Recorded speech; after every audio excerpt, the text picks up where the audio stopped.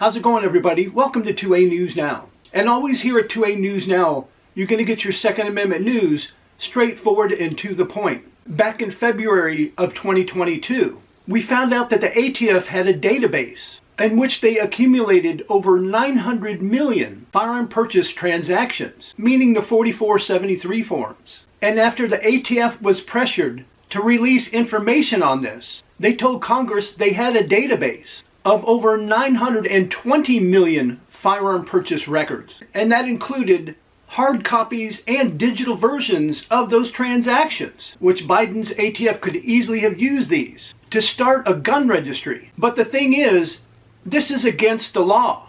They're not supposed to do anything like this. And we know under the Biden administration, the ATF had stepped up their harassment on law-abiding citizens as well as gun shops across the country, going after the average law-abiding citizen instead of going after violent criminals. So yesterday, Representative Michael Cloud, who was a Republican from Texas, and Senator Jim Risch, a Republican from Idaho, that would block the ATF and the Department of Justice from making an illegal federal gun registry. The name of the bill is the No Registry Rights Act. And remember, the Biden administration finalized a rule that required FFLs to retain their 4473s and other records permanently. It used to be that they had to do that for 20 years, but now permanently. And what could be the reason for that? Of course, to continue to add to this illegal gun registry. So you had that new rule, and then of course they added on the zero tolerance policy when it came to FFLs. For as long as people can remember in the past, if an FFL was visited by the ATF and they had a handful of minor paperwork errors, they were given a warning. And a lot of times that involved like a teaching moment. But under the Biden administration, there was no more teaching moments, no more warnings. Like I said, a zero tolerance policy. Someone could have one minor paperwork error. Maybe somebody didn't sign the paperwork, and then they yank their license. They take away their ability to earn money. That's ridiculous. And they close down a record number of FFLs. And of course, what did that do? Once they go out of business, they have to send their records to the ATF. And of course, what did they do with them?